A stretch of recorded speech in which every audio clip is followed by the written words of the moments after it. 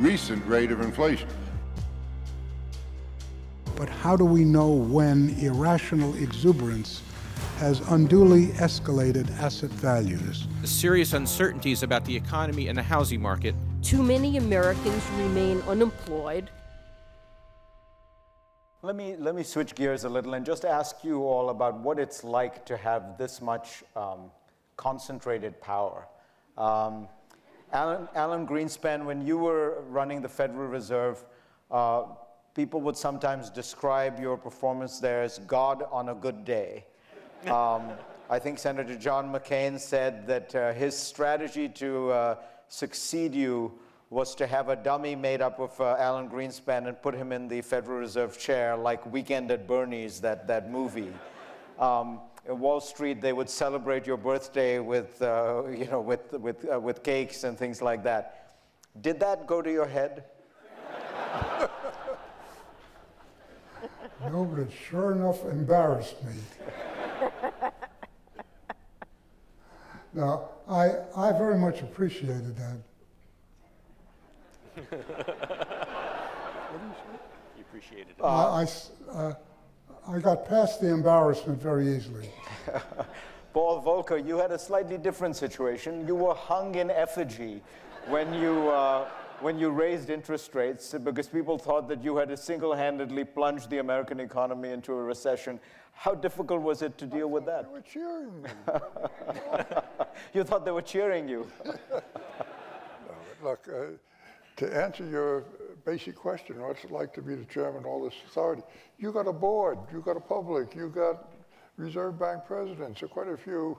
You can't quite exactly do what you want without a lot of people being encouraged to agree with you, and sometimes disagree.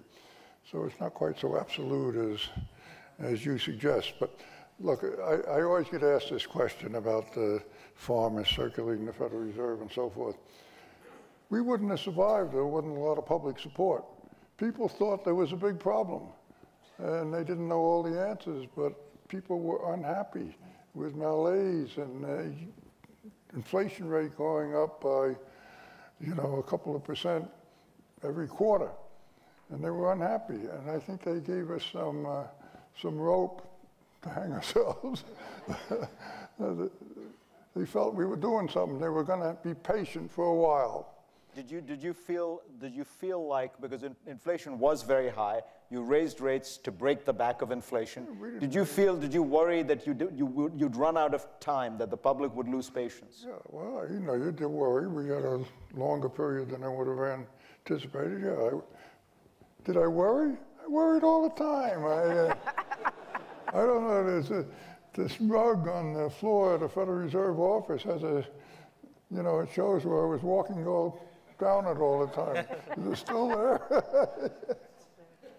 Ben Bernanke, when you adopted your extraordinary measures to save the American economy through this global recession and crisis, you faced a lot of people from what was, in a sense, your own party. You were appointed by a Republican president, and you had Republican congressmen, Republican senators.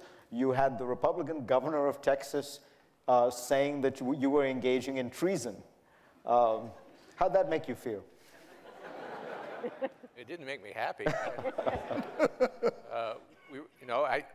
You described the job as powerful. I think more of the responsibility side, and we had very huge responsibilities, all of us, in different contexts and different events to try to use the power of the Federal Reserve along with our colleagues and the staff. It's a wonderful institution. It's not a single-person organization. There are a lot of people working together, but we had, tremendous responsibilities to try to address these terrible risks. And I think it's a good thing that within reason that the Federal Reserve does have some independence and some room to operate, so that that left the critics the ability just to say what they wanted to say, but we could do what was needed, at least within, as long as we could maintain, the broad support, and that was our strategy. So, it didn't take the job for adulation, and certainly if I had, it wouldn't have worked. There's really no alternative to doing what has to be done in your best judgment to try to address whatever problem you see.